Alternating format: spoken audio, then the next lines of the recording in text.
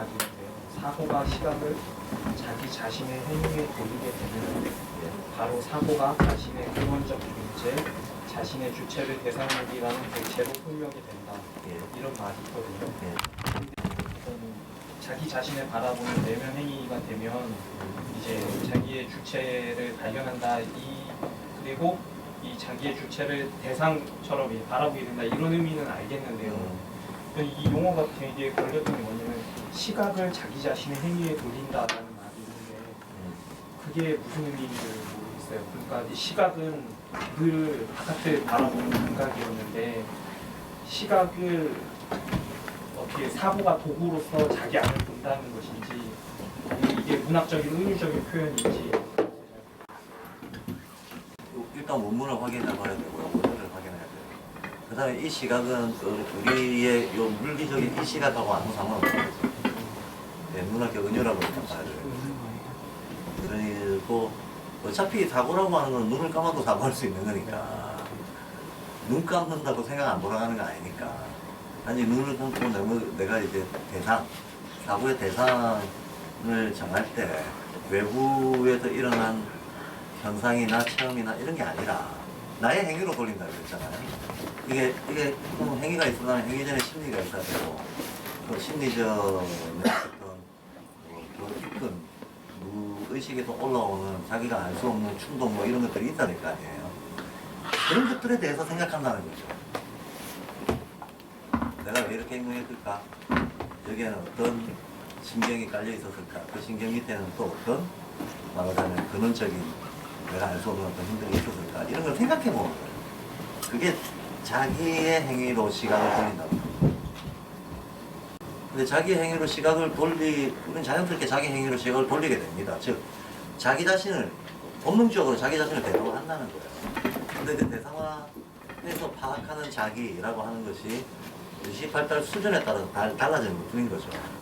그래서 아무리 하려고 해도 발달 수준이 낮았을 때는 그때 제가 뭐 소문자 셀프 애고 내문자 셀프 썼던 것처럼 이렇게 발달 수준이 낮았을 때는 몸 중심의 자기밖에 이해를 못한다는 거죠. 조금 더 발달해도 심리 중심의 자기밖에 이해를 못한다는 거예요. 어쨌든 anyway 그것도 사고의 작용인 거죠. 사고의 작용이지만 전체적인 어떤 존재 발달의 미숙 때문에 파악해낼 수 있는 그리고 제가 금방 얘기했던 거 조금 부연 설명하면서 시작하겠습니다. 금방 우리가 체험하기 힘든 영적인 전제들을 깔고 얘기가 진행이 돼도 참 어렵다라고 했는데 슈타이너도 생전에 책은 몇 권 안 쓰고 강연을 무지하게 많이 했습니다. 슈타이너 전적이 350권인데 그 중에서 슈타이너가 직접 쓴 책은 10권도 안 됩니다. 대부분 강연 논리예요. 근데 제가 왜 그랬을지 이해가 됩니다. 그런 작업은 당연하게도 집중된 시간이 필요한 일인데 현실적인 활동을 많이 해야만 했던 과제가 있었던 슈타이너 같은 캐릭터들은 별도로 그렇게 체크 시간이 없는 것이 그러니까 늘 어떤 여러 가지 활동이 벌어지는 장에 가서 그와 관련된 강연을 하게 되는 계기들을 통해서 이 사람이 떠들었던 게 나중에 책으로 나오게 됩니다. 그 심정이 참 이해가 되는 게 나랑 똑같네. 나도 그렇거든. 그래서 맨날 어디 한 1년을 유폐되어 있으면 책 많이 쓰고 싶다가 늘 저의 로망이긴 하지만 그게 그렇게 쉽게 되지 않을 거라는 것도 모르고 하는 소리는 아니에요. 그런데 그때 슈타이너도 이제 강연을 하는 중에도 이런 Q&A를 실제 지금 금방 나오는 이런 Q&A를 굉장히 많이 받았을 거 아닙니까? 그러면서 영적인 전제에 대해서 이런 얘기를 합니다. 발달 수준이 돼야 영적 체험을 해볼 수 있는 거다. 많은 사람들은 그런 영적 체험을 할 수가 없다라는 거죠. 그러니까 그 어려움은 그때나 지금이나 심지어는 슈타이너가 직접 관계 맺고 함께 일하던 사람들하고 속에서도 그 문제는 있었다는 거예요. 그 문제는 있었지만 그거에 대해서 슈타이너는 이제 이런 얘기를 하고 있습니다. 자기가 직접 체험을 못한다 하더라도 우리가 그런 거 있잖아요. 얼마 전에 발견됐잖아요. 힉스 입자가 얼마 전에 발견이 됐습니다. 근데 발견이 지금 됐을 뿐이지 이론적으로 50년 전에 이미 추론이 됐었어요. 이론이니 뭐니 하는 이론 물리학 이런 것들이 다 물리학계에서 이건 흔한 일인데 사고가 먼저 선행을 하고 논리 추론이 먼저 선행을 하고 앞에 이게 이랬으니까 이게 이럴 수밖에 없다. 이게 이럴 수밖에 없다. 이건 필연이다 하는 어떤 논리 추론 이런 걸 사고 실험이라고 합니다. 근데 어떤 물리적 도구, 관측 도구라든가 측량 도구 같은 것들이 발달이 안 돼 있는 상태에서 인간의 사고는 앞서 나간단 말이죠. 그러니까 사고 실험을 해보면 필연적으로 그게 그렇게 될 수밖에 없다는 것을 증명할 수도 있는데 그 증명은 논리적 증명이죠. 할 수가 있는데 실험으로 실증을 할 수 없는 갭이 있어요. 그래서 어쩔 수 없이 이론에 앞서가게 되는 거예요. 그 이론 물리학이 있습니다. 이론 물리학에서 수십 년 전에 이미 예측했던 것들이 나중에 기술 발달에 힘입어서 어떤 측정 도구의 발달이 되고 나서 실험을 해보니 맞더라. 이런 건 무수하게 있거든요. 대표적으로 힉스 입자 같은 게 그런 거예요. 제가 양이 있고 음이 있고 중이 있고 뭐 음양중 천진 이런 게 있다 그러면 먼저 움직이는 건 양이거든요. 그거 첫날 강의 때 얘기했잖아요. 먼저 움직이는 건 양입니다. 그러면 우리가 어떤 과학적인 법칙을 발견을 할 때도 먼저 움직이는 건 사고 쪽이 먼저 움직입니다. 어떤 영감과 상상과 이런 것들이 먼저 움직이게 돼 있어요. 영감과 상상에 자극받아가지고 사고 실험을 해보고 논리적 추론을 해보고 그러고 나서 실험을 해보고 그러고 나서 재현을 해보고 그런 어떤 무수한 검증 과정들을 거쳐가지고 명제와 법칙을 만들어내잖아요. 자연스럽게 그 과정이 될 수밖에 없는데 이 전체 과정 사이사이에 어떤 시차가 들어간다는 얘기예요. 시차가 들어갑니다.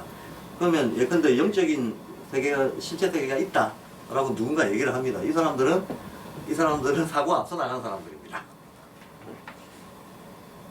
마치 반세기 전에 힉스 입자를 추론했던 것처럼. 그리고 이 사람들한테는 자신들의 체험이기도 해요.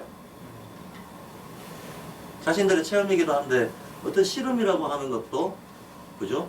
그 실험이 가능한 조건을 구비해야 실험이 되는 건데 인간에게 있어서 체험이라고 하는 것 인간이 자기 몸으로 직접 해볼 수 있는 실험 더군다나 영적인 거하고 관련된 실험은 이 존재 발달 상태 자체가 실험 조건이거든요.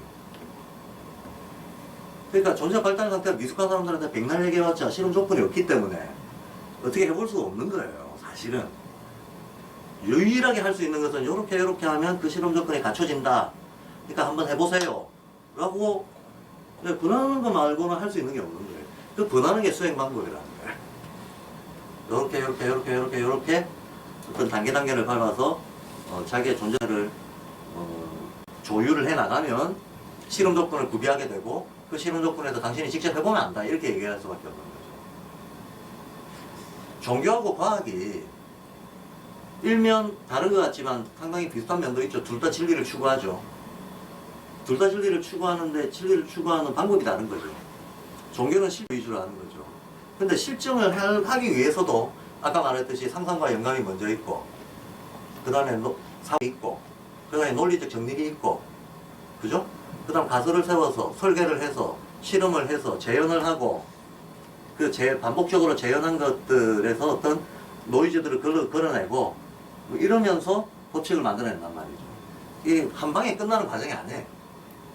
한 방에 끝나는 과정이 아닙니다. 이 실증을 위주로 하는 과학에서조차 이런 긴 과정들이 있습니다. 그러면 종교에서는 그런 검증 과정이 과연 없는가? 종교에서는 검증 과정이 없는가? 하는 겁니다. 여러분 이런 거 한번 생각해 보세요.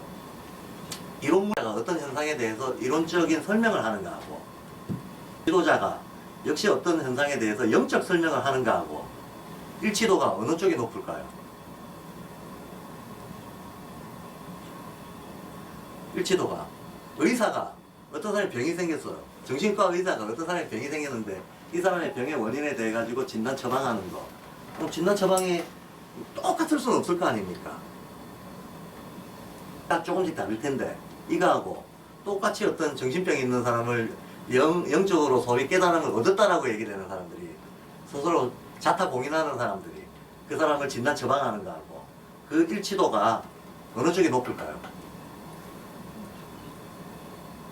어느 쪽이 더 정교하고 어느 쪽이 더 높을까요? 이쪽이 높나요? 예, 우리는 늘 현실에서는 이걸 보지만 뭐 그거 우리 주변에도 소위 뭐 내가 깨달았어 하는 사람들은 사기꾼 빼고는 별로 없잖아. 근데 그게 뭐 대체로 다 사기 캐릭터들이고 사기 캐릭터가 아니고 진지하게 진정성 있게 어떤 그런 것들을 체화됐다라고 자타 공인하는 사람들은 거의 없잖아요. 그러니까 이런 캐릭터 자체를 잘 못 봅니다. 드물긴 하지만 이런 캐릭터들이 있단 말이죠. 이런 캐릭터들이 있고 적어도 이제 고등 종교에서는 이런 수준이다라고 하는 것을 긍정하고 인정하는 시스템이 있잖아요. 그렇잖아요. 고등 종교에서 내부적으로 자기들 나름대로 긍정하는 시스템을 수천 년 동안 꾸려온 거잖아요. 예를 들어서 뭐 불교에서 아무리 종교가 현실에 세속화된 종교가 부패 타락했다고 하지만 그 어떤 핵심부에서는 여전히 그 어떤 수행적인 체득을 몸으로 증명하는 사람들이 없으면 종교는 무너지게 돼 있는 거거든.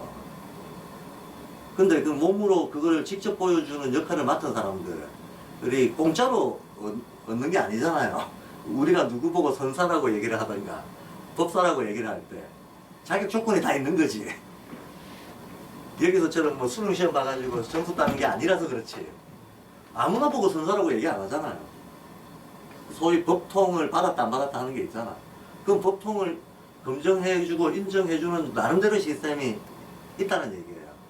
그럼 선불교 같은 경우에는 그 시스템이 어떻게 이루어져 있는가 하면 공안에 대한 테스트를 이제 나름대로 그 선불교의 핵심 수행가 집단에서 흑인 집단이라고 자타 공인하는 데에서 그네들이 내는 그네들의 검정시험 문제가 있는 거지.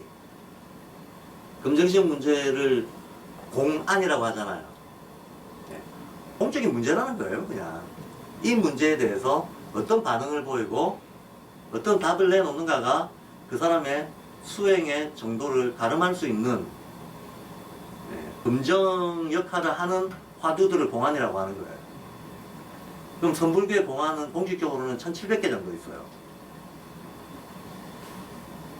그 1700개 공안을 난이도별로 쫙 재놨다가 저 동안거 한 100이라고 왔습니다.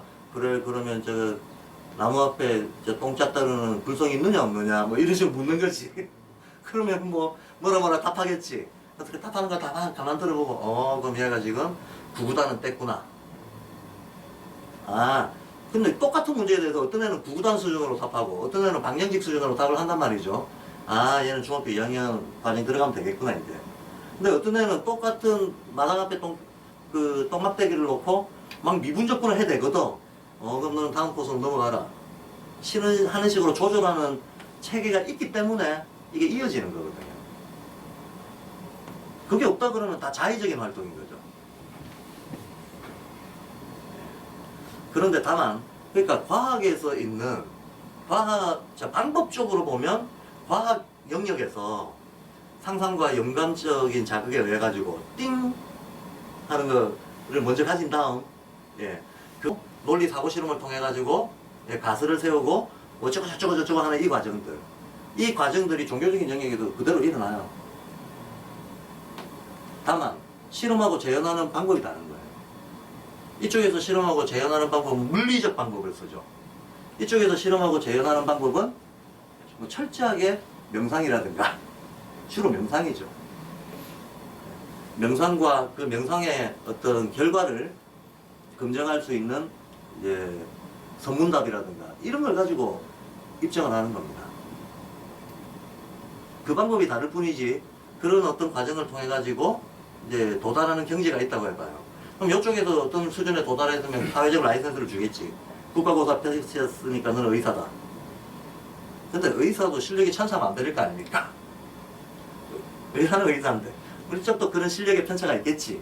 똑같은 선사라도 깨달음의 편차가 분명히 있을 겁니다. 제가 금방 물은 것은 이쪽 실력 편차가 크겠냐 이쪽 어떤 이해 편차가 크겠냐 하는 거였어요. 공인된 수준에서는 이쪽의 편차가 훨씬 큽니다. 이쪽이 훨씬 편차가 적어요. 아무리 깨달은 사람이라고 할지라도 뭐 모든 걸 다 안다 이런 건 아니잖아요. 슈타이너도 우리가 영한자라고 사람들이 인정하니까 왜 첫날에 나왔잖아요. 왜 인정할 수밖에 없냐 하면 자연과 사람을 통해서 실증했으니까. 발도르프 교육은 인지학적 세계관의 증거다라고 얘기하잖아요. 근데 인지학적 세계관을 들어보면 오늘도 뭐 물질 에테르 아스트랄 이런 얘기 했지만 이게 귀신 신하라 까먹는 소리지 이거 어떻게 증명할 거야? 이런 생각이 들 수밖에 없는데 여기서 우리는 도저히 증명할 수 없을 것 같은 어떤 이런 내용에서 이게 이런 거니라 해놓고 가지고 와가지고 사람도 이렇게 구성되어 있다라고 우리가 믿건 안 믿건 그렇게 설명을 한 다음 그렇기 때문에 어느 때가 되면 이런 현상이 나타난다. 그렇기 때문에 그때 어떤 처방을 하면 그러한 도움이 된다. 라고 교육 방법을 만들어 놨는데 해보니까 되거든. 그러니까 사람들은 재현은 되네. 과정은 모르는 거야. 그래서 그런 말을 하는 거예요. 결국은 자 그렇죠. 그럼 사람들이 그걸 수용하는 방법은 어떤 사람은 이 과정을 같이 공유할 수 있는 사람이 있고 어떤 사람은 재현된 결과만 보고 믿을 수밖에 없는 사람들도 있는 거예요. 그 사이에 스펙트럼이 있는 거죠. 그래서 슈타이너도 그래서 슈타이너는 자연과 사람이라고 하는 양방면으로 그래서 자연에서는 농법이나 의학 사람한테는 교육, 예술 이런 걸 가지고 인지학을 펼쳤잖아요. 활동을. 그 펼쳤을 때 이 프로세스를 모르는 사람도 끝에 결과는 믿을만 하거든. 그러니까 이제 지난 1세기 동안 이게 뻗어올 수 있었던 거죠. 마찬가지로 우리가 종교적 진리에 대해서도 주선 구축을 어떻게 알았지? 그건 나로서는 도저히 알 수 없는 과정이지만 그 사람의 이해가 진리라고 하는 것이 역사를 통해서 거듭 증명이 되면서 생명력을 가지고 가는 거잖아요. 따라서 과학이 종교를 제 아무리 비난을 하고 비방을 하고 야 저거는 순 상상의 산물이다 뭐 인간들의 그냥 환상일 뿐이다라고 아무리 해도 그건 지 생각이고 그건 지 영역에서의 사고의 독단주의로 하는 얘기고 실제로 종교가 인식할 수 있는 세계는 과학하고는 별개의 영역으로 차원이나 범위 자체가 다른 영역으로 실제한단 말이죠. 그러니까 종교가 과학의 어떤 비난이나 이런 거에 영향을 받거나 무너질 수 없어요.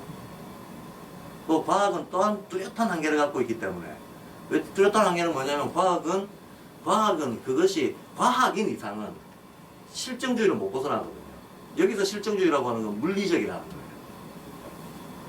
그런데 세계의 실제는 어차피 물질적인과 정신적인과 늘 어우러져 있는데 그 중에서 과학은 딱 반쪽에만 집중해서 모든 인식행위를 한단 말이죠.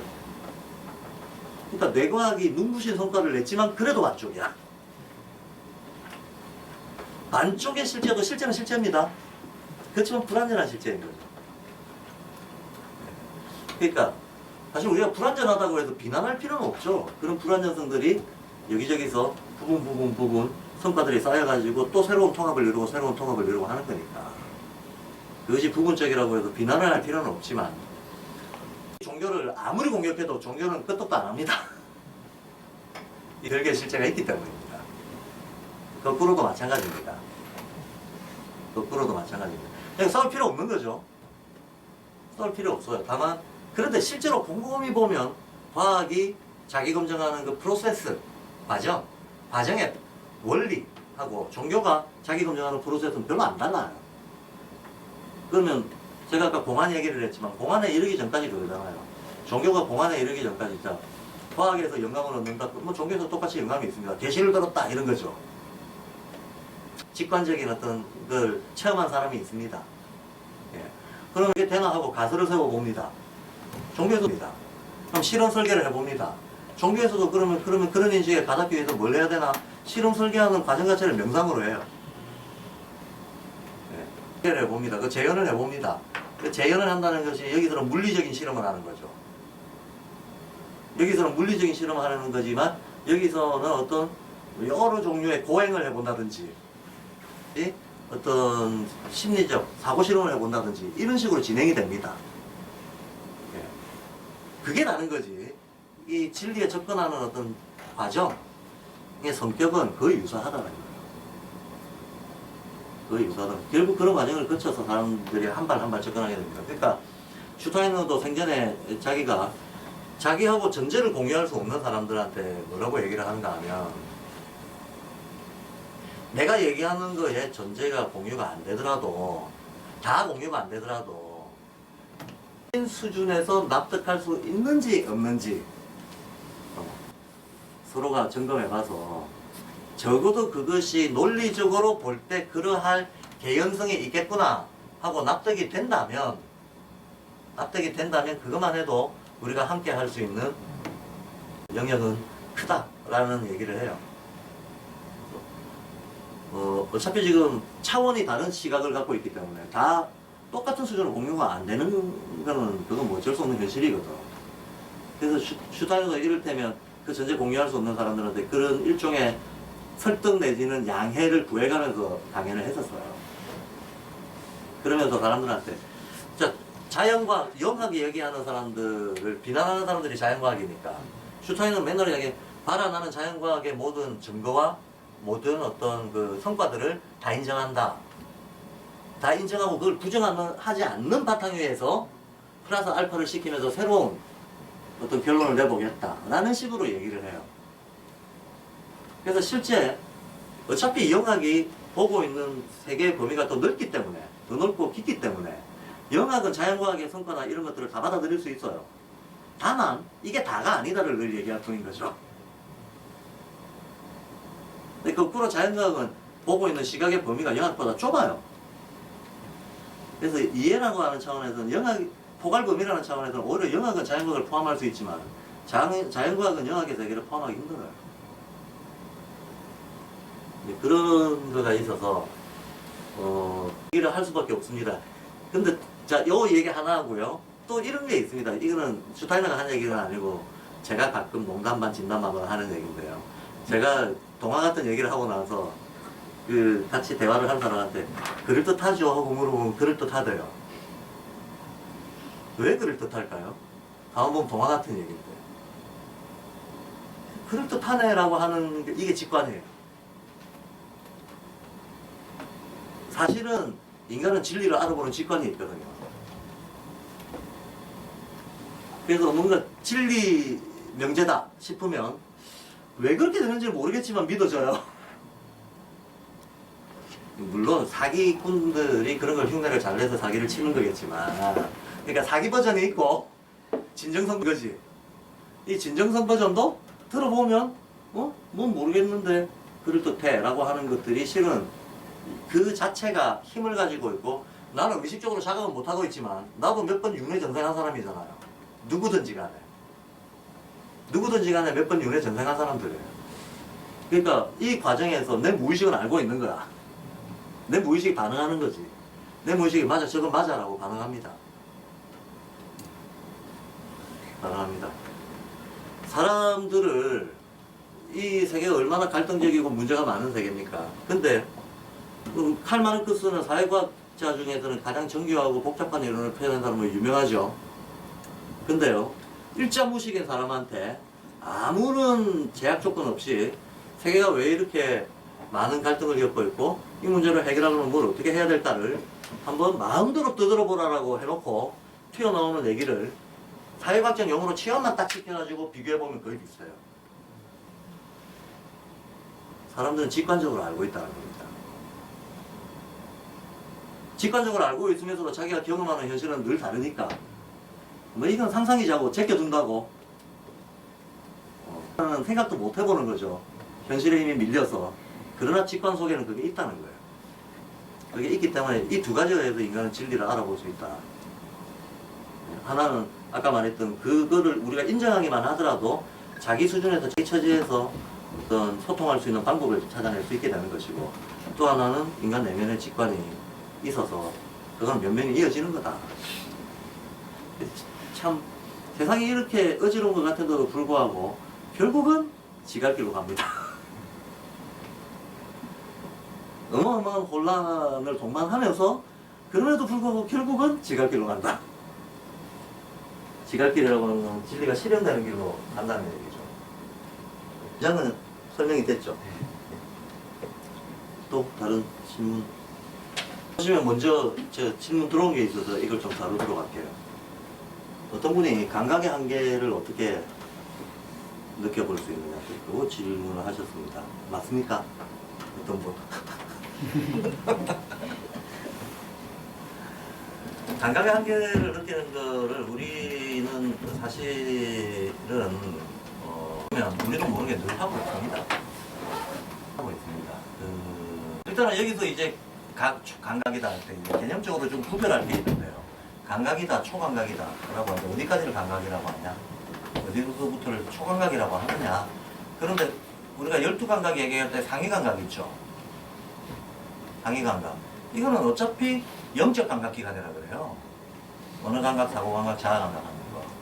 우리가 통상 여기서 초감각이라고 할 때는 사실은 이 감각들이 발달하는 걸 초감각이라고 하는 거예요. 자아감각이 발달하는 거. 이거 영적 감각기관입니다. 그럼 거꾸로 감각 지각, 아까 오늘 계속 다루었던 지각의 세계에 우리가 살고 있다 라고 할 때 그 지각이라고 하는 거는 사고, 나머지 감각들을 얘기하는 겁니다. 나머지 감각들을 얘기한다. 일단 그렇게 범위를 좀 구별을 할 필요가 있고요. 우리가 물리적으로 느낄 수 있는 감각들의 한계라고 하는 거는 근데 어떻게 느낄 수 있냐? 한계는 어떻게 느낄 수 있냐?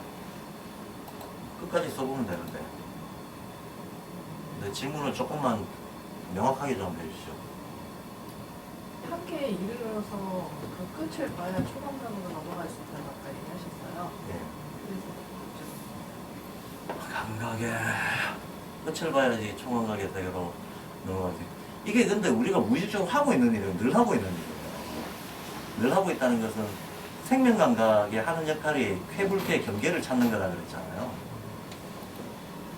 예, 생명감각은 나도 모르게 저로 작동하고 있잖아요. 이렇게 되는 거죠. 어느 범위 안은 쾌합니다. 내가 감당할 수 있다라는 거죠. 감당할 수 있는 범위라는 거예요. 감당할 수 있는 범위인데 그 선을 넘어가면 고통스러워요. 그 선을 넘어가면 무자각이에요. 그러면 우리는 곧 쾌와 불경계선 사이 그 쾌와 불쾌의 경계선 안쪽 거기가 내가 감당할 수 있는 영역인 거죠. 감당할 수 있는 영역인데 근데 이 영역이 정해져 있나? 정해져 있는 건 아니에요. 자신의 상태가 달라지는 것에 따라서 좁아지기도 하고 넓어지기도 하는 거죠. 감당할 수 있는 영역이 좁아지기도 하고 넓어지기도 한다는 거예요. 네. 물론 무한정 좁아지거나 무한정 넓어지는 일은 없지만서도 이게 규격화돼서 정형화돼서 딱 경직되게 정해져 있는 건 아니고 플렉스블하다는 거야. 상태도. 그러니까 이를테면 어떤 사람이 스트레스 지수 같은 것도 스트레스도 폭발하는 상태인 사람이 있는가 하면 웬만큼 받아도 소화를 해낼 수 있는 사람도 있단 말이야. 근데 똑같은 사람이 놀라울 정도로 그 스트레스에 대한 내구성이 내면 상태가 달라지는 것에 따라서 달라지거든요. 달라지기 때문에 이건 결정되어 있는 것은 아니다. 일단 요거부터. 이 감각의 한계라고 하는 것은 결정되어 있는 것은 아니고 존재 자체가 상당히 플렉스블한 거다. 유연한 거다. 라는 거는 먼저 얘기하고 기본은 어떻게 알 수 있는가? 알 수 있는가를 물으신 거죠. 유일한 방법이 관찰하는 거예요. 네. 근데 그 관찰을 예민하게 하려면 결국 경계 지점에 가야 관찰이 되는 거예요. 경계 지점. 내가 버틸 수 있는 한계 지점. 한계 지점에 가야 걔의 작동 방식이나 어떤 힘의 정도나 이런 것들이 뚜렷하게 드러나거든요. 그래서 아주 쉽게는 몸으로 우리가 알 수 있는 것은 뛰다 보면 더 이상 못 뛰는 지점이 있잖아요. 재밌는 것은 그 지점에 한번 가보면 그 다음에 그 폭이 늘어나거든요. 근데 무한정 늘지는 않죠. 그래서 요즘 애들이 하는 표현 중에 그런 표현을 어떤 더 이상 늘지 않는 그 존재 조건에도 최고치로 느는 걸 요즘 애들은 만렙이라고 하더라고요. 나왔다 뭐 이런 표현을 쓰는데 바로 그겁니다. 만렙. 가보면 얘의 성격을 분명하게 알게 됩니다. 한계치까지 경험해보는 게 되게 중요해요. 되게 중요합니다. 그러니까 어린애들 같은 경우에 이게 좋은가? 더 이상 놀 수 없을 때까지 놀아보는 거. 몸이 힘들어서 도저히 더는 못 놀겠다 싶을 때까지 놀아보는 거. 저는 그런 경험이 자기 발견의 어떤 무의식적 기초에 굉장히 도움이 된다는 건 틀림없습니다. 그러면 자기도 모르게 자기의 어떤 범위, 자기의 존재가 다룰 수 있는 available, 감당할 수 있는 영역에 대한 자각이 뭐라고 언어로 표현이 되든 안 되든 느낌으로 가지게 되는 건데, 그래서 이런 것도 물리적 감각과 관련해서 이런 거죠. 어둠을 한없이 들여다보고 있으면 어둠 속에서 내 시각이 어떻게 움직이는가를 알 수 있잖아요. 또 제가 관찰을 통해서만 안다 그랬는데, 우리가 워낙에 지금 빠른 속도로 살아가니까 감각이 작동하는 방식에 대해 우리는 사고에 의해서 우리 자신을 대상화시킬 수 있습니다. 대상화시킬 때 자기 자신에 대해서 차분하게 관찰에 경험을 해보는 사람들이 많지는 않아요. 물리적 감각에 대해서조차도 그냥 주어진 대로 느낄 뿐이지. 주어진 대로 느낄 뿐이고. 대구에서 한 건 아니지만 어떤 제가 10대 말쯤에 사람을 전혀 안 보고 한 4, 50일 연속으로 있으면서 말도 한마디도 안 하고 온 경험들이 있어요. 그런 경험을 한 5번에 걸쳐서 가져본 적이 있습니다. 그러면 참 재밌는 여러 가지를 저절로 느끼게 되더라고요. 우선 말만 안 해도 사람은 이상해집니다. 굉장히 효과가 있어요. 왜냐하면 우리가 깨고 있을 때는 나한테 어떤 느낌이 와요. 이 느낌을 우리가 표현할 때 말로 표현하잖아요. 근데 말로 말이 가지는 그 의미의 범위라든가 성격이라든가 이런 것도 사회적으로 정해져 있잖아요. 이런 느낌의 정도나 성격은 그 사회에 정해져 있는 거를 잘 벗어나거든요. 그러니까 내가 느낀 이 느낌이 꼭 이 말이 아닌 거죠. 이 사이에 갭이 있는 거죠. 갭이 있는데 우리가 일반적인 이런 일상생활을 할 때는 느낌이 비슷하기만 하면 그 말로 표현해 버리거든. 그러면 내가 느꼈던 느낌의 볼륨이 이만한데 이 볼륨을 각 지워진 이만한 틀에다가 말이라고 하는 틀에다가 딱 넣어서 전달을 해버렸어요. 그러면 나는 내가 느꼈던 실제 볼륨에 대해서 금방 까먹어요. 말로 했던 성격과 정도가 기억 속으로 들어와요. 이게 이제 언어가 우리 의식에 매기는 일종의 부작용이거든요. 근데 똑같은 현상을 말 안 하고 계속 관찰하고 있으면 말로는 우리는 생각을 할 때도 언어적으로 생각을 하거든요. 그렇죠. 근데 언어가 따라올 수 없는 느낌의 폭발이라고 하는 게 있어요. 아마도 감성이 넘치는 시인들은 이런 걸 가끔 느껴볼 겁니다. 혹은 영감 넘치는 이론가들도 가끔 느낍니다. 저 같은 경우도 글 쓸 때 어떤 순간이 있는가 하면 머릿속에서 아주 빠르게 뭐가 전개가 돼요. 근데 내가 글 쓰는 게 못 따라가고 나의 언어가 내 속에서 전개되는 걸 못 따라가요. 내가 지금 알고 있는데 어떻게 표현할 길이 없는 것들이 있는 거예요. 그런 게 있는 거죠. 그런 게 있는 건데 그런 게 있다는 것을 그럼 그런 것의 성격은 뭔가 하는 것을 우리가 알 수 있는 유일한 방법은 그냥 다 긴장을 완벽히 이완하고 느긋이 보는 수밖에 없어요. 그거예요. 상태에서 비의도적인 상태에서 관주하고 관찰하는 것을 그 말고는 방법적으로 알 수 있는 방법은 없다는 거예요. 그러면 언어가 가지고 있는 유용성과 한계를 정말 알고 싶으면 어떻게 해보면 가장 좋은 실험이겠는가? 말을 안 하고 있어 보면 돼요. 말을 안 하고 있어 보면 언어가 무슨 역할을 했는지가 막 드러나요. 그리고 언어가 뭘 생각했던지도 드러나요. 이해되시죠? 이놈의 시각이라고 하는 게 실제로 어떻게 작용하는 걸 알고 싶으면 시각의 한계를 해보면 돼요. 어둠을 계속 직시해 보는 거야. 한편으로는 어둠이 있고 한편으로는 빛이 있을 거 아닙니까? 아마 이런지 해본 사람도 있을 거예요. 왜 태양빛을 못 보지? 나는 보고 싶어.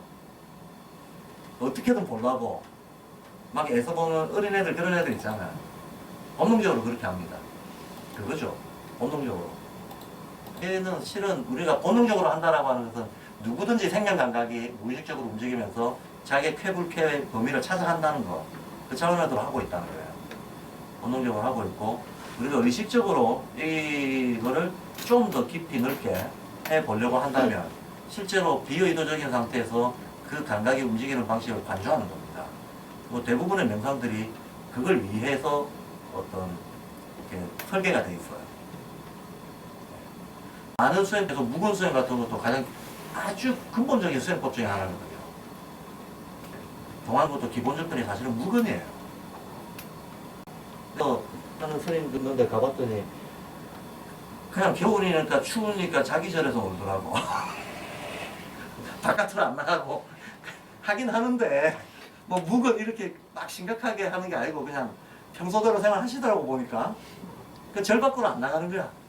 근데 사실 그렇게 시작되진 않았을 겁니다. 생활에서 극도의 절제 속에서. 근데 종교에서 절제를 하는 거는 일부러 금욕주의적 청빈을 훈련하는 그게 저는 아니라고 봐요. 종교에서 극도의 절제는 사실은 늘 감각의 한계선을 의미가 더 크다라고 본다는 거예요. 그렇게밖에 말씀을 못 드리겠고요. 감각 한계 어떻게 체험하냐라고 하는 거는 예컨대 이런 거겠죠. 예술을 하는 사람들은 색과 형상으로 내가 표현할 수 있는 내 극한을 추구할 거 아닙니까? 그러다 보면 색과 형상으로는 표현할 수 없는 세계를 자기 어느 순간에 발견할 때가 올 겁니다.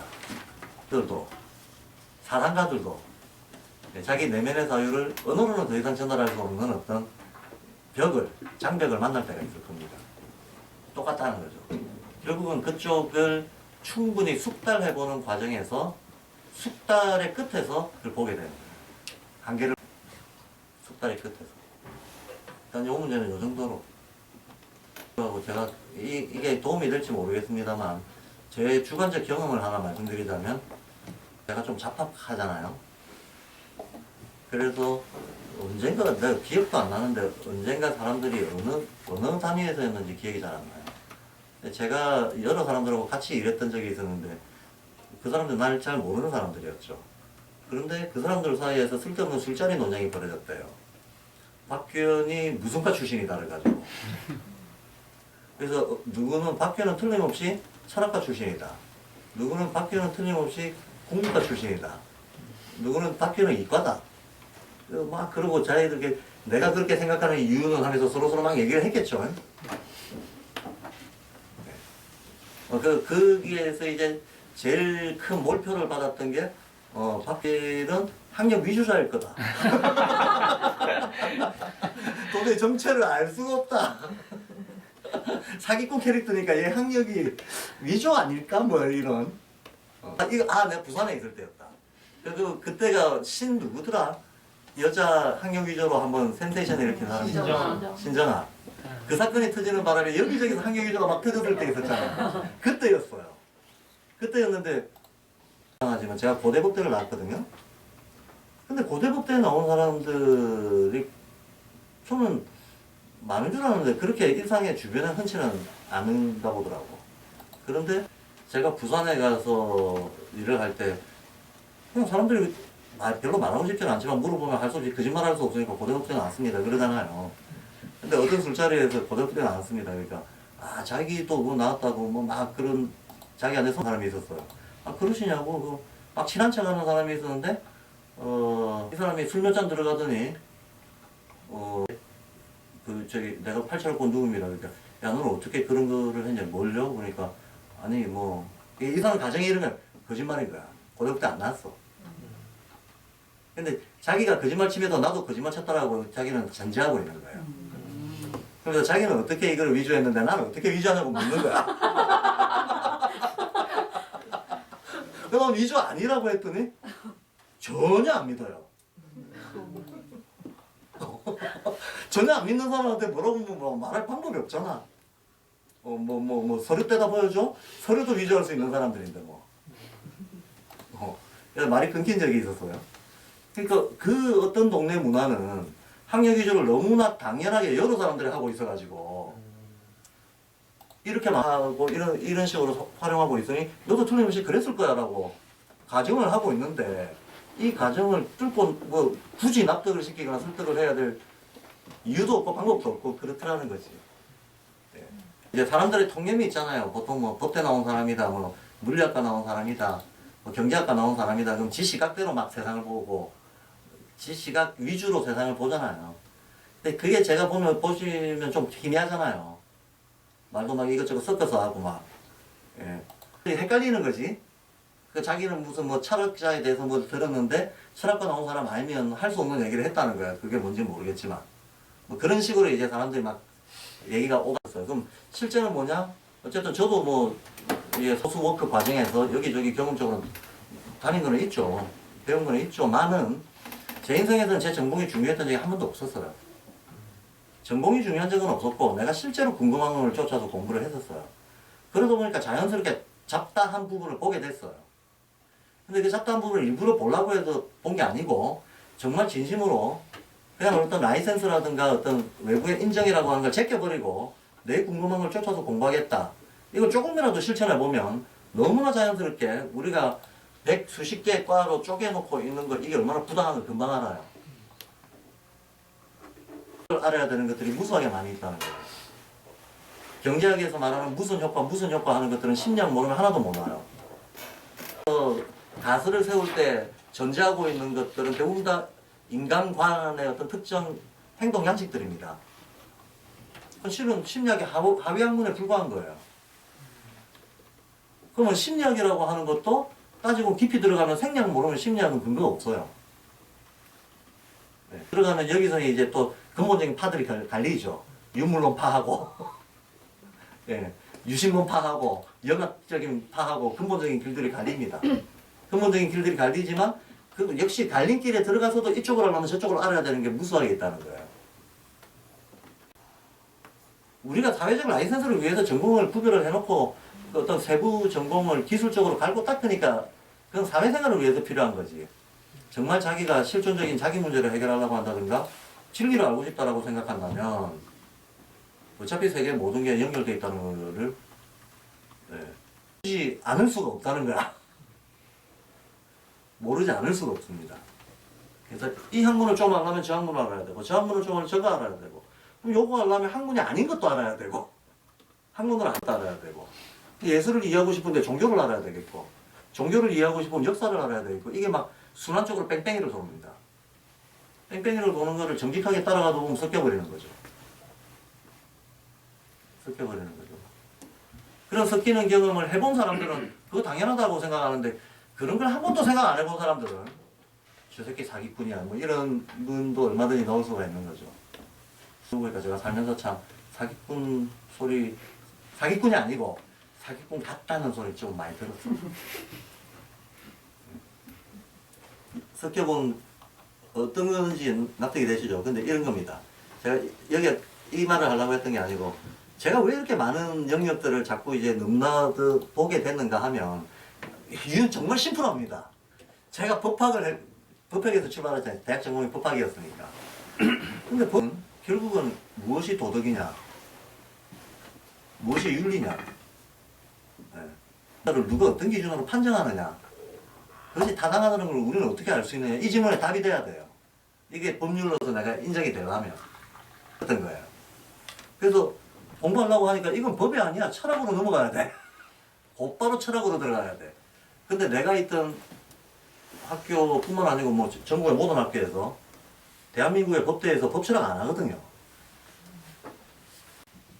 법철학은 형식적으로 있을 뿐이지 그야말로 개론도 안 되는 교과서, 고등학교 교과서 수준의 개론이나 하고 했다는 등 치고 학점 그냥 형식적으로 받고 실제로 그거 안 달아요. 그냥 바로 사법시험 준비로 들어가 버립니다. 저는 이제 이 길로 안 가고 이제 근데 그게 도대체 근거가 뭔대로 들어간 거죠. 그러니까 저는 법대를 다녔지만 철학과 수업을 더 들었어요. 그 이제 법대를 좀 다녀보면 법의 한계를 금방 압니다. 그래서 제가 본격적으로 철학과 수업을 들어가려고 철학과 수업을 조금 따라다녀봤더니 제 눈에는 오히려 철학과 선생님들이 어떻게 저렇게 하나도 모르고 저걸 업으로 삼고 참 밥벌이를 잘하네 싶을 정도로 제가 궁금한 거에 대해서는 철학적 답을 못 주더라고. 또 끝이 안 나네. 또 다른 걸로 넘어가야 돼. 뭐 그런 식으로 처음에는 어떻게 기댔다가 기댈 데가 없네. 혼자서 가다가 그럼 혼자 가다 보면 어차피 책을 통해서 뭐 보고 이렇게 되잖아요. 그럼 국내에서 보다가 국에서 보다가 막 보게 되죠. 그런데 어디에 의지를 하든지 간에 결국 끝에는 그러니까 이런 거죠. 두 개를 느낍니다. 하나는 기존의 모든 학문적인 우리가 통념적으로 알고 있는 이 모든 것들이 실제의 튼튼한 근거는 거의 없구나. 허술하구나. 근데 허술하다는 거를 파고 들어가 봐야 알아요. 파고 들어가기 전에 알 수가 없어요. 근데 조금만 진정성 있게 파고 들어가 보면 어디에 구멍이 있고 어디에 명맥이 유지가 되고 하는 것들이 보이는 거죠. 그러니까 참 제가 한 30대 말쯤 돼가지고 야 세상이 원래 이러나 싶은 생각이 들은 적이 있었어요. 그러니까 경제학을 열심히 하면 알게 되는 거, 경제학은 뽀록구다. 그걸 알게 돼요. 심리학을 열심히 하면 알게 되는 거, 심리학은 뽀록구다. 이런 걸 알게 된다는 거예요. 열심히 해보면 다 그 한계를 알게 돼요. 열심히 해보면 다 그 한계를 알게 됩니다. 그러면 그 한계, 근데 나의 어떤, 처음에 나왔던 호기심을 향한 열망은 그 한계를 봤다고 해서 끝나지 않거든. 그럼 한계 너머를 어떻게 추구할 수 있는가를 자꾸 찾게 되는 거죠. 자꾸 찾게 되는 과정에서 다른 방을 뜨게 되는 거죠. 어차피 그런 식으로 진행됩니다. 또 마찬가지라는 거예요. 한계를 체험하는 것도 마찬가지라는 거예요. 진정성 있게 그 감각이 어떻게 움직이는가를 정말 꾸준히 관찰하고 그 범위를 꾸준히 테스트해 보는 것 속에서 능숙해지는 것 속에서 한계를 보게 됩니다. 한계를 보게 되면 성질을 명확하게 알게 됩니다. 이렇게 된다는 거죠. 너무 얘기하고. 그 다음 문제, 실제가 뭐냐? 이거 지금 질문하신 분이 질문을 해 주시기로는 만약에 꿈이라고 하는 건 무자각이고 우리가 잠꿈 세 가지가 있는데 잠, 꿈 이렇게 세 가지가 있는데 요거는 무자각이고 요거는 애매한 거고 요거는 내가 어떻게 할 수 있는 게 아니고 외부에서 주어지는 거야. 그러면 실제는 뭐냐? 라는 질문이었거든요. 실제는 뭐냐? 사전에서 찾아보시면 통념적인 의미가 하나 나오고 종교적인 의미가 하나 나옵니다. 의미는 뭐 사전에서 말하고 있는 통념적인 의미 별 의미 없습니다. 됐고 그 종교적 의미로 나와 있는 게 실제의 개념적 의미가 맞습니다. 실제를 어로 사용하고 있는 건 불교에서 사용합니다. 불교에서 말하는 허상을 넘어선 인식, 그걸 실제라고 합니다. 한마디로 깨달은 상태의 인식입니다. 깨달은 상태의 인식. 그러면 정의상 실제라고 하는 거는 일단 이걸 뭐 외부라고 하든 뭐라고 하든 깨어있는 상태에서 인식하는 걸 실제라고 합니다. 근데 이 깨어있는 상태라고 하는 것 자체가 끊임없는 돌아보기에 의해서 된다 그랬잖아요. 끊임없게 내가 0번부터 5번까지 성장을 했어요. 성장할 때에는 이런 성장이 왜 일어나는지도 모르고 성장했습니다. 근데 어느 정도 수에 이르러가지고 내가 왜 4번을 거쳤지? 왜 3번을 거쳤지? 왜 2번을 거쳤지를 돌아보면서 여기를 기준으로 해가지고 아 얘가 마이너스 4로구나 얘가 마이너스 315구나 이런 걸 대칭적으로 전체를 볼 수 있는 이해가 생긴다. 첫날 제가 이렇게 설명했잖아요. 결국 돌아보는 힘에 의해서 생깁니다. 그렇다면 그럼 진화라고 하는 것은 예전의 것을 포함해서 새로운 것들을 발생시키는 게 진화거든요. 어차피 성장한다는 것은 예전의 것을 포함해서 새로운 것들이 더해지는 과정이에요. 그러면 만약에 일단 성장할 때 우리가 이렇게 성장한다 그러면 각인 상태에서 애매모호한 상태로 발전했다가 애매모호한 상태에서 조금씩 명료해지는 상태로 발전해 간단 말이죠. 과정입니다. 이 발전 과정에서 끈질긴 돌아보기에 의해 가지고 수준이 높아진다는 거잖아요. 돌아보는 힘에 의해 가지고 돌아보는 힘 이 자체가 사고가 가지고 있는 힘이거든요. 이거 해가지고 수준이 높아진다는 거니까 어차피 깸 상태가 만약 됐다라고 치면 깨어있는 사람은 다 연결해 있는 거지 이미. 자, 잠 상태에 있는 사람이 있다고 보시면 이 사람은 잠 상태만 알아요. 꿈 상태에 있는 사람은 꿈도 알고 잠도 알아요. 깸 상태에 있는 사람은 셋 다 알아요. 그렇죠? 그럴 수밖에 없는 거잖아요. 그러니까 슈타이너가 오늘 했던 의식의 연결 얘기했던 게 결국은 영적으로 깨달으라는 얘기. 깨달아야 결국은 의식이 연결이 되는 거예요. 그래서 실제로 불교 우리의 수행 문화는 거의 불교에도 많이 오는 거니까 제가 자꾸 불교 얘기를 하게 되지만 이것이 불교의 전유물은 아닙니다. 전유물은 아니고 어디서든지 이제 수행을 어떤 중요한 방법 있는 그런 전통을 가지고 있는 고등 종교들에서 다 있는 겁니다. 다 있는 건데 성철 스님이 그런 식으로 제자들한테 얘기를 한 적이 있었어요. 제자들이 물어봤죠. 내가 깨달았는지 안 깨달았는지 어떻게 알 수 있습니까? 성철 스님이 좀 과격한 방식으로 대답을 하셨어요. 깊은 잠 속에서 화두를 놓치지 않으면 깨달은 거다. 깊은 잠 속에서 화두를 놓치지 않으면 깨달은 거다. 라고 얘기했다는 거예요. 이 말도 지금 슈타이너식으로 표현하면 장국gem을 연결하는 거예요. 장국gem을 연결하는 겁니다. 그런데 그게 과연 가능한가 하면 실제로 가능합니다. 우리도 일상에서 체험해 볼 수 있는 것 중에 우리가 의도만 해도 가능한 게 있습니다. 오늘 밤에 당장 테스트 해볼 수 있는 것도 있어요. 잠들기 전에 해봐야지 하고 굳은 의지를 가지고 한 10번, 20번 딱 의지를 다진 다음 한번 잠들어 보세요. 그러면 하루 만에 되진 않더라도 며칠 만에 얻어 걸리더라도 해볼 수 있습니다. 즉, 꿈을 꿀 때도 있고 안 꿀 때도 있잖아요. 꿈을 꿀 때도 있고 안 꿀 때도 있잖아요. 근데 우발적으로 꿈을 꿀 때는 너무 꿈속에 동화가 돼 있어가지고 이게 꿈인 줄을 모르는 경우가 대부분이죠. 그러니까 꿈이 막 느껴지는 거죠. 그러니까 의식 수준이 낮은 상태에서는 꿈이 현실하고 거의 구분이 안 돼요. 그래서 을라들은 꿈이 현실하고 구분이 안 돼요. 마찬가지로 옛날에 이 문명이 미발달하던 시절에 원시부족들도 꿈이 현실하고 구분이 안 됐어요. 그래서 꿈속에서 옆집 사람이 나를 때리잖아요. 그럼 현실에서 복수해도 정당화돼요. 진짜로 그랬다고. 지금도 오지부족들 사이에서는 누가 누구한테 막 현실에서 없었던 일 때문에 막 찢고 뽑고 해도 네가 꿈속에서 나와서 내가 그랬다 라고 얘기하는 게 사람들이 납득을 한다니까요. 어떤 과부가 30대 과부가 남편이 죽었는데 남편의 관에다가 양반이었던 모양이지. 뭐 순장품들은 묻을 거 아닙니까? 거기에다 편지를 한 장 써서 넣은 게 전에 발굴이 돼가지고 편지가 뉴스에 나왔던 적이 있어요. 근데 그 편지의 내용이 말하자면 당신 나하고 100년 해로 하자더니 왜 이렇게 나를 버리고 일찍 가시나요? 이걸 애절하게 써놓은 거예요. 나는 당신을 갈 수가 없는데 만약에 이래야만 됐다면 이럴 수밖에 없었던 뭔가 이유가 있을 거 아니냐. 으로 이 생을 정졌던 나한테 말하지 못했던 이유가 있을 텐데 나는 그걸 했으니 나한테 납득이 되게 반드시 말해달라. 꿈속에 나와서 나한테 상세하게 설명해 줄 거라고 믿는다. 언제 해주신지도 뭐 한꺼번에 말할 수 없으면 언제 해줄 건지라도 꿈속에 나와서 얘기해 달라. 내가 애절하게 간절하게 이렇게 편지를 써놓으면 반드시 당신이 내 꿈에. 근데 이게 진짜 믿음이 아니고 이 사람은 거의 현실감으로 그 얘기를 하고 있는 거예요. 내가 이렇게 편지를 쓰면 영원히 화답을 할 거다 하고. 그 참 예나 지금이나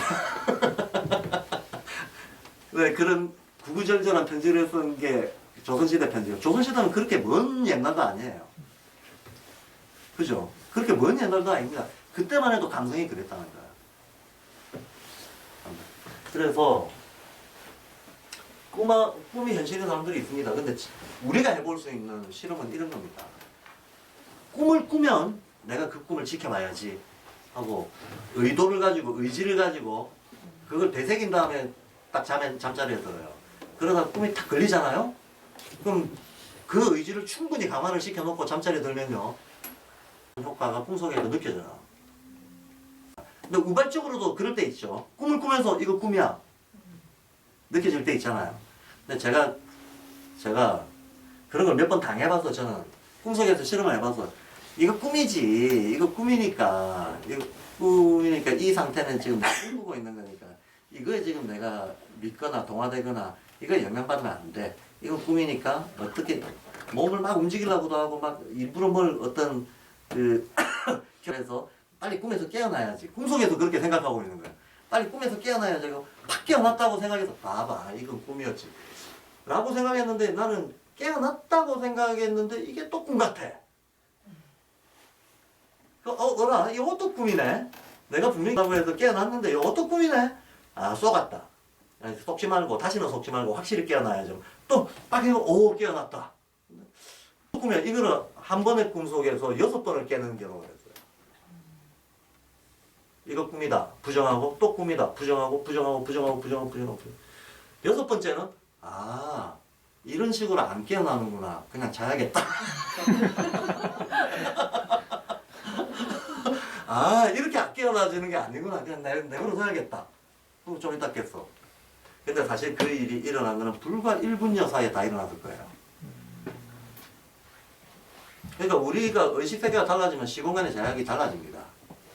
그 연관이라고 하는 게 이게 없어요. 무한이기 때문에. 그죠? 우리가 꿈속에서 몇백 년을 산 것 같은 상태를 경험할 수도 있어요. 의식의 장난이죠.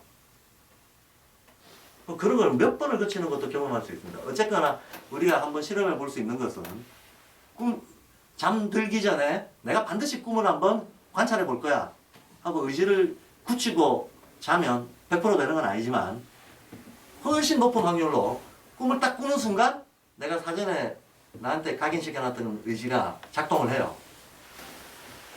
그래서 꿈을 마치 진짜로 스크린에 영화 구경하듯이 구경하는 효과를 한번 경험해 볼 수 있어요.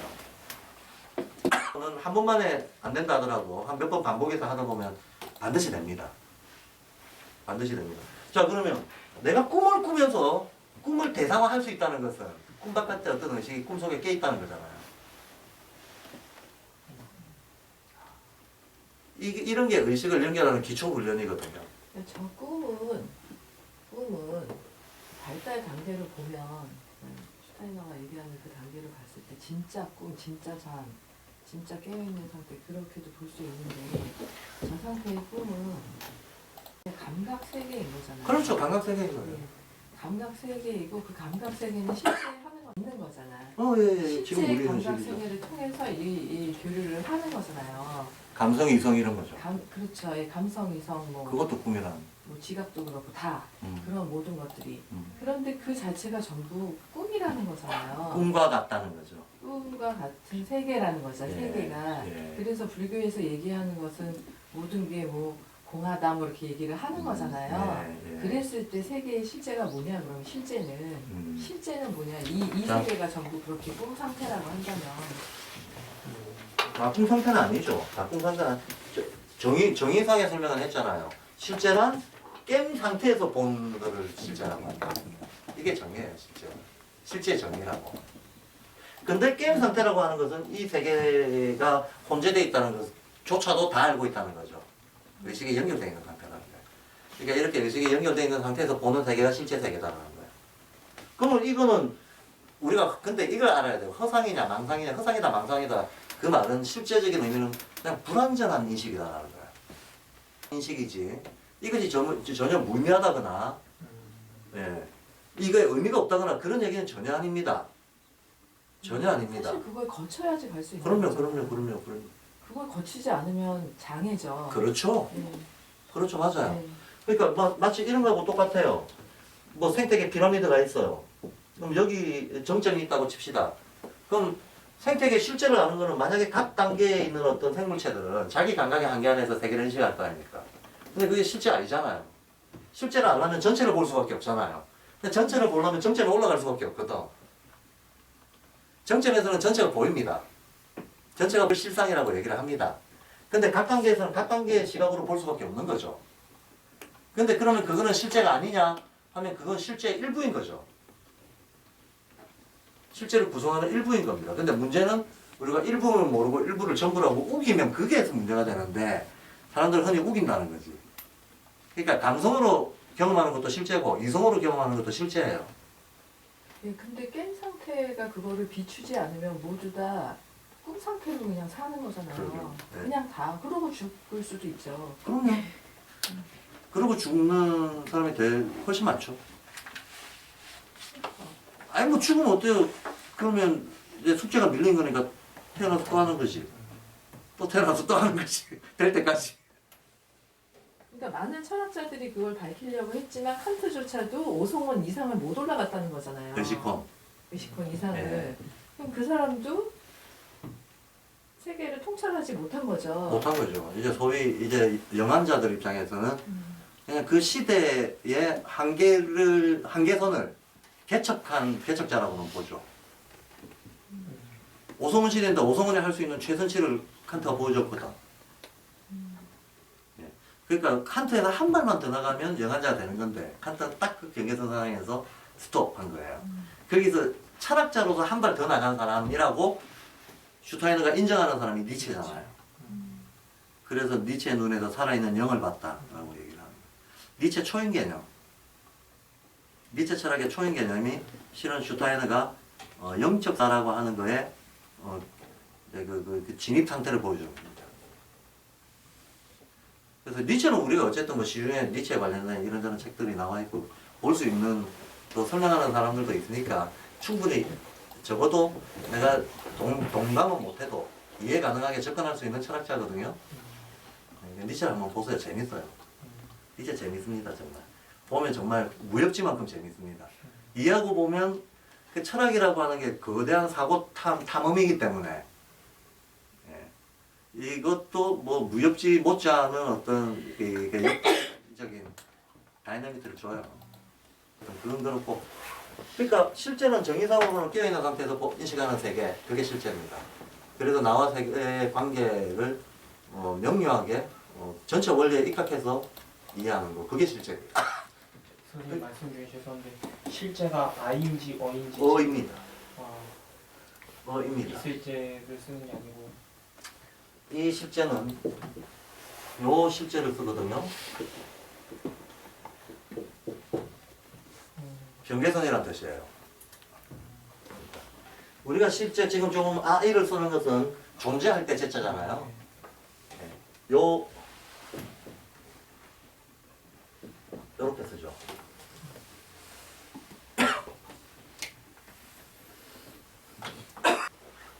실제라고 하는 것은 인식을 말하는 겁니다. 실제. 이 한글로 실제라고 하는 것은 실상에 부합하는 인식을 얘기하는 거예요. 부합하는 인식을 얘기하는 겁니다. 이거는. 근데 실제라고 쓰게 되면 인식을 말하는 게 아니에요. 존재 상태를 얘기하는 겁니다. 그러니까 뭐 실제에 대한 얘기는 요 정도 하겠습니다. 실제에 대한 얘기는 요 정도 하고 근데 단지 이제 하나 뭐 또 반복 강조하는 거는 그 아랫단식이라고 해서 부정될 수 있는 건 아니다. 불교에서는 이런 식의 비유를 씁니다. 그래서 내가 박규현인데 이제 누가 저한테 이제 저 혼자 문답을 해볼게요. 규현아, 팔이 너냐? 네 팔은 너냐? 그럼 생각을 해보죠. 팔 없어도 나의 자아성은 유지가 될 거 아니야. 그럼 팔이 나는 아니죠. 너냐? 팔이 나는 아니죠. 이런 식으로 이제 질문을 끌고 가죠. 이런 식으로 그럼 네 머리카락이 너냐? 아니 내 머리카락은 없어져도 또 자라기도 하고 이거 없다고 내가 못 살지도 않는 거고 내가 이거 없다고 없어지는 게 아니니까 이것도 내가 아니죠. 그럼 네 발도 팔도 머리카락도 그게 너가 아니라고 치면 너 코는 너냐? 눈은 너냐? 이렇게 다 따라 이게 무슨 저 성문단 모아놓는데 나오는 얘기예요. 다 따라 들어갑니다. 그래가지고 막 붙어요 온몸을. 이건 너냐? 이건 너냐? 막 이러고 막 붙어. 다 나 아닙니다. 그러면 근데 그런 게 없으면 너는 어디 있냐 그래요. 그럼 너는 어디 있냐?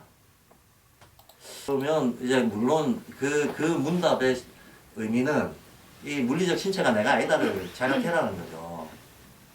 그런데 또 거꾸로 그 물리적 신체가 없다면 평소에 생각하는 나는 또 실상이 없어지는 거죠. 이건 나는 내가 아니라고 상대가 역으로 그럼 그게 다 없어졌을 때 너는 어딨냐라고 했을 때 할 말도 없는 거지. 그렇지 않나요? 그럼 우리 이렇게 말할 수 있는 거죠. 나의 팔, 나의 다리, 나의 머리카락은 그 자체가 나는 아니지만 그것들이 다 합해져서 나를 이루는 거잖아요. 나의 일부잖아요. 그러면 우리는 몸으로 느낀 세계, 마음으로 느낀 세계가 그 자체가 실제는 아니에요. 그러나 그렇게 느낀 세계가 없다면 실제도 없는 거예요. 그래서 제가 아까 그것은 불완전할 뿐이지 거부될 수 있는 것은 아니다. 의미에서라면 각 수준에서 실제는 그 수준에서 실제대로 있다는 거예요. 이런 말이 있죠. 이건 진짜 조금 더 들어가고 구체적으로 들어가는 겁니다. 왜냐면 지금 우리 강의하고도 관련이 돼요. 제가 지금 듣는 강의를 막 했잖아요. 근데 어떻게들 느끼셨는지 모르겠지만 저는 이게 굉장히 중요하다고 생각을 합니다. 이 부분의 의미가 제대로 정립이 안 되면 실천이 다 막 불철되고 왜곡돼 버린다라고 보고 그 효과가 직접 내 눈에는 막 보여요 여기저기. 문제라고 생각합니다. 근데 저처럼 생각하는 사람은 별로 없겠죠. 평소에 저처럼 뭐 언어에 대해서 막 따져보고 이렇게 야, 그 심각한 문제네.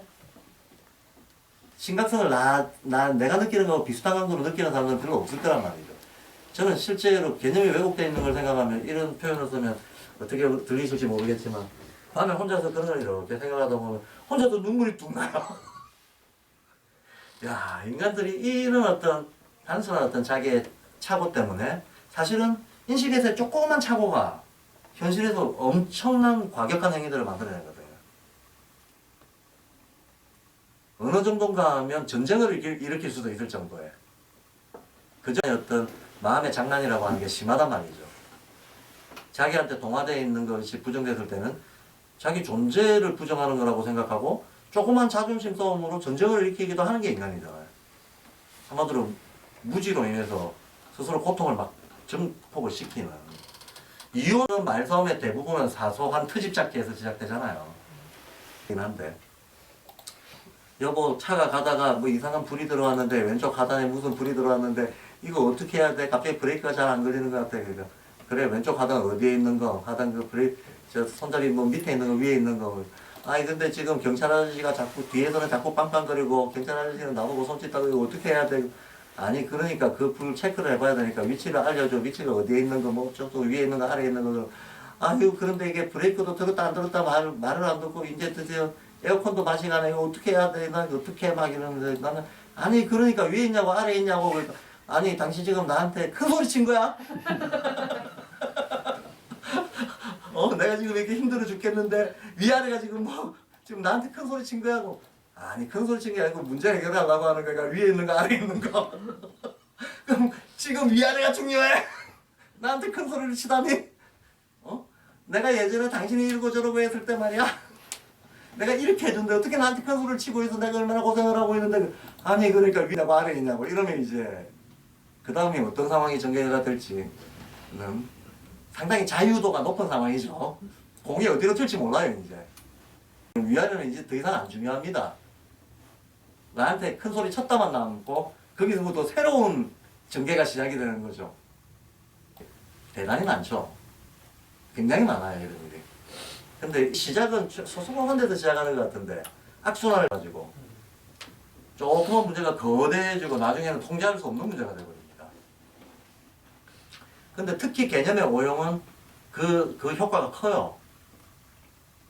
이런 갈등 분열을 일으키고 막 소모전을 일으키고 막 그 큰 노력이 아무런 의미 없이 흩어지고 하는 거에 혼란이 게 큰 거죠.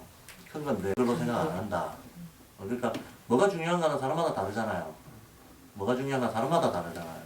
저는 그런 걸 대단히 중요하다고 생각하지만 누구는 그게 뭐 중요하다고 생각한단 말이에요. 사실은 상태에 따라서 똑같은 세계를 살고 있지만 각자의 세계가 다 다른 거잖아요. 근데 이 얘기 하려고 한 게 아닌데 뭐 딴 얘기를 하려고 내가 이걸 도입으로 삼은 건데 또 딴 얘기를 그 약간 이론 실천 두고 다룰라 했던 거. 아니야 그건 아니에요. 개념이 개념화. 중요한데 개념이 중요한데 그거를 중요하다고 생각하는 사람도 있고 아닌 사람들에 따라서 차이가 난다.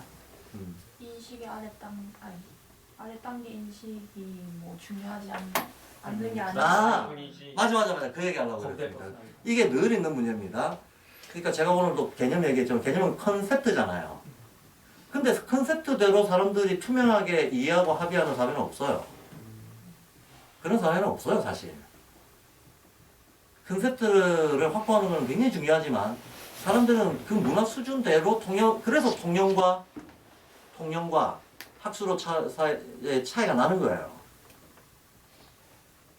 지금도 우리가 실제가 뭐냐 이건 깨달은 자의 인식이다라고 했지만 실제로 이렇게 제가 지금은 정의를 해서 설명을 했지만 정의 설명을 했지만 이 실제를 정의 설명대로 이해하고 있는 사람 별로 없다고.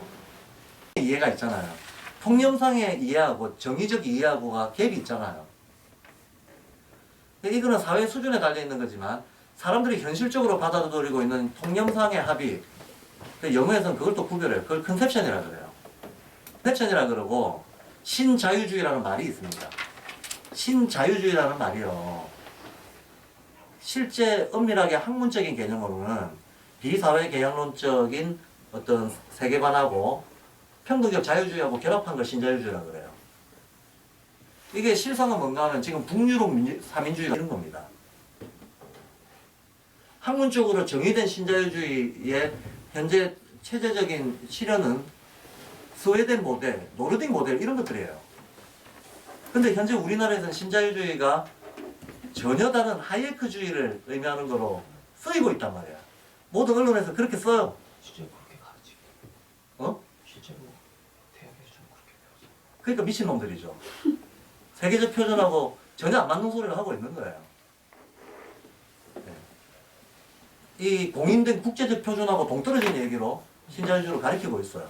그렇게 유통이 되고 있고 그 개념이 그렇게 소비가 되고 있어요. 그걸 지나면 이제 다 탱자가 된다고. 슈타이너는 사고는 지각과 상관없습니다. 근데 한국에 오니까 열심히 지각하는 게 사고래. 이렇게 되는 거죠. 수용자의 수준에 따라서 많은 것들이 달라져 버리잖아. 현실적으로 사람들이 통념적으로 받아들이는 걸 컨셉션이라고 하고 원래 그게 가지고 있는 의미를 컨셉트라고 해요. 이거 자체도 구별될 수밖에 없어요. 그러면 현실에서 뭐가 힘이 셀까요? 통념이 힘이 세요. 통념이 힘이 셉니다. 그러면 그 힘센 통념에 의해서 근데 의식은 물리적인 힘만큼 효과를 가지고 있잖아요. 그럼 사람들이 지금 허구적인 식을 가지고 있어요. 그럼 이 허구적인 식에 기초해가지고 허구에 기초한 식을 하겠지. 거기에 돈도 들어가고 사람도 들어가고 시간과 노력이 들어가겠죠. 그래서 물리적 실체를 만들겠죠. 그렇죠. 허구에 기초했지만 예? 현실 힘으로 전환이 되는 거잖아요. 그죠?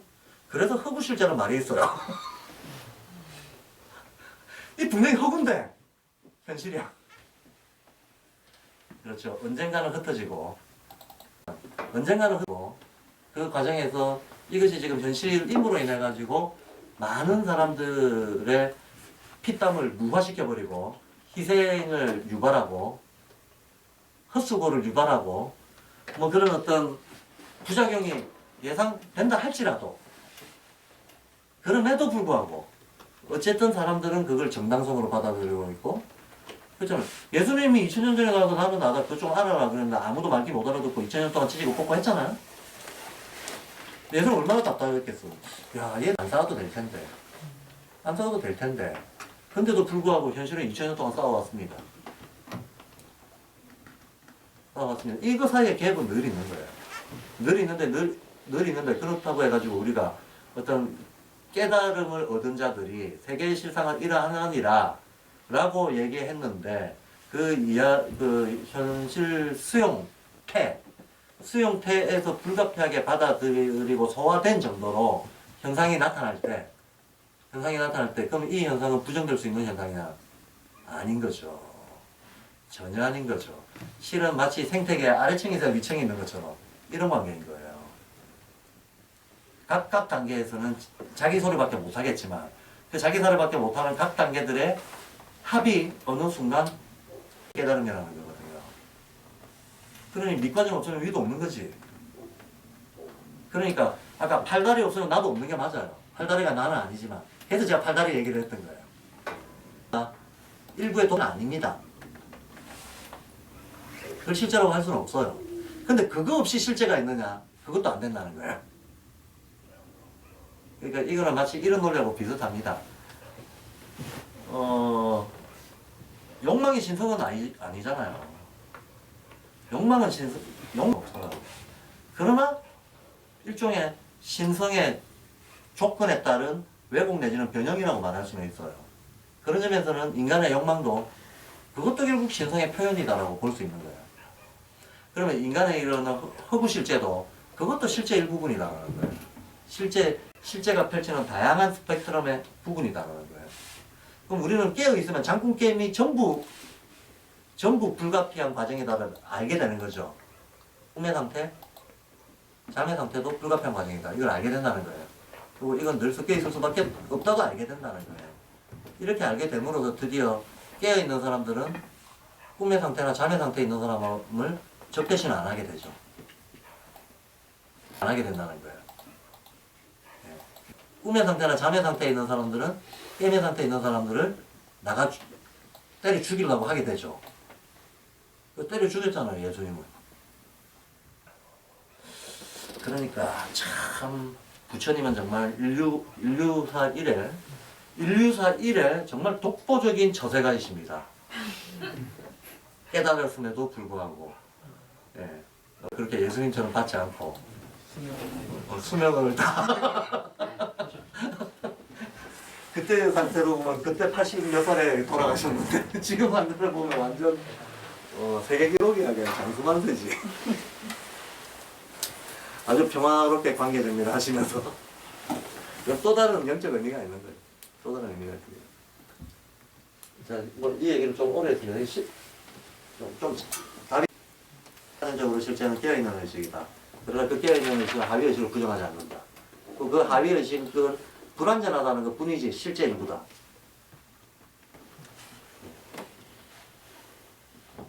그 자체가 실제는 아니지만 실제 일부다라고 얘기할 수밖에 없는 거예요. 그 다음 이론과 실천 얘기. 이거 질문하신 분이 묻기로는 행동하는 뭐라고요? 행동하는 양심? 정신. 또 뭐라고요? 살아있는 양심? 뭐지? 표현을 제가 쪽지를 안 가지고 뭐 살아있는 양심 이런 표현을 많이 쓰는데 정말 행동하는 장면이고요. 요거 하나만 가지고 얘기하죠. 어차피 선생님이 질문하시는 거 다 아니까 조금 부연 설명해 주시죠. 어떤 맥락인지. 예, 시간이 되신 분들은 먼저 일어서셔도 됩니다. 어차피 지금 시간이 오버가 돼서 뒤에 일정이 있으신 분들은 먼저 일어서셔도 됩니다. 이론이라고 하는 그거는 그 자체로 실천을 포함하고 있다고 얘기를 하셨는데 보통은 그거를 띄어서 생각하기가 쉽다. 네, 쉽죠. 쉽고 그래서 그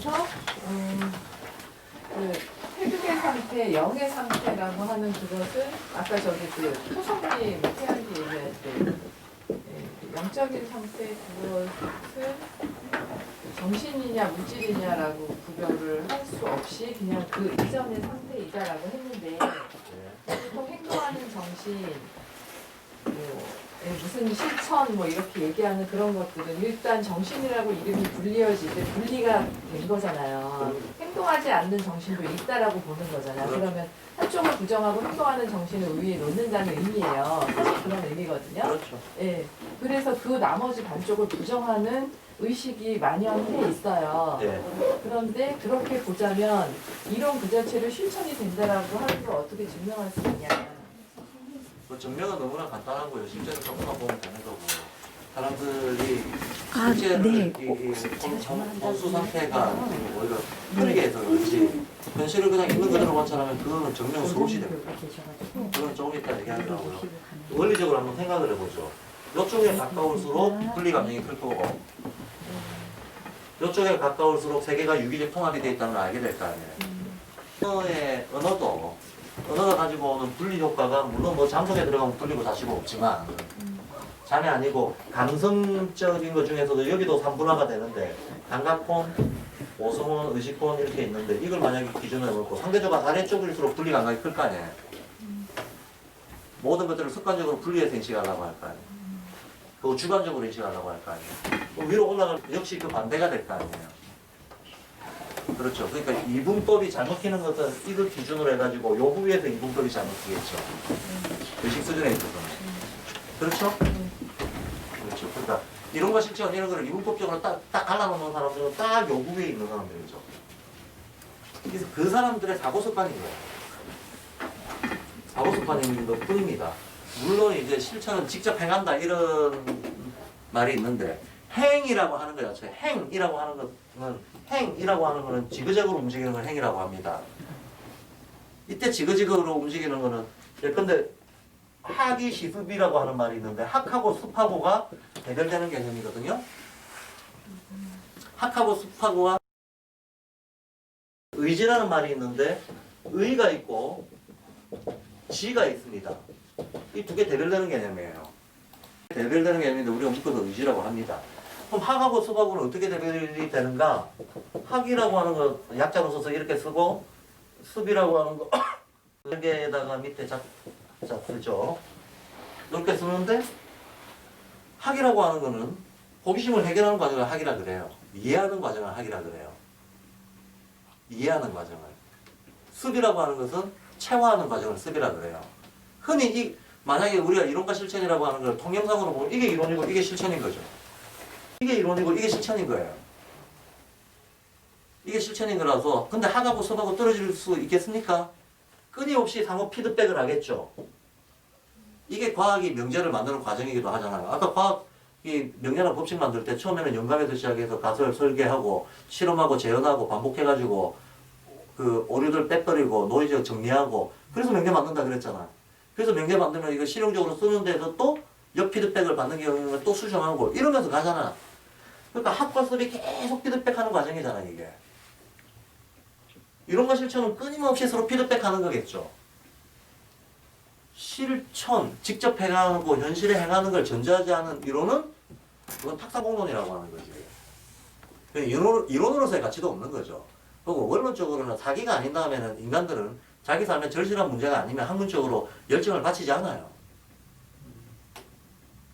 예. 절실한 필요가 있기 때문에 절실한 필요가 있는 이론만이 살아남지 없는 이론은 사라져요. 탁상공론들은 사라집니다. 현실의 피드백이 없는 이론들은. 인재학은 살아납니다.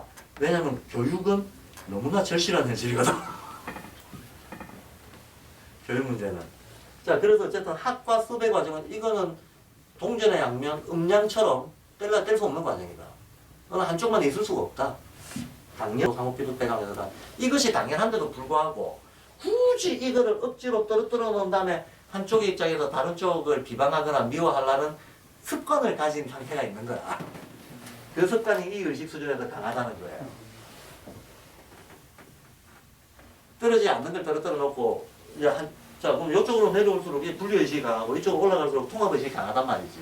의지라고 하는 것도 봅시다. 의라고 우리는 두 개 붙여서 의지라고 하지만 실제로는 말 자체로는 두 개가 분명 학습처럼 딱 갈라집니다. 이 의라고 하는 것은 어떤 영감이 띵 하고 생겼을 때 처음으로 의식에 탁 올라온 걸 의라 그래요. 저게 의미가 있네 라고 하는 건 저게 나한테 뭔 영감을 준다는 거야. 의미, 미자잖아요.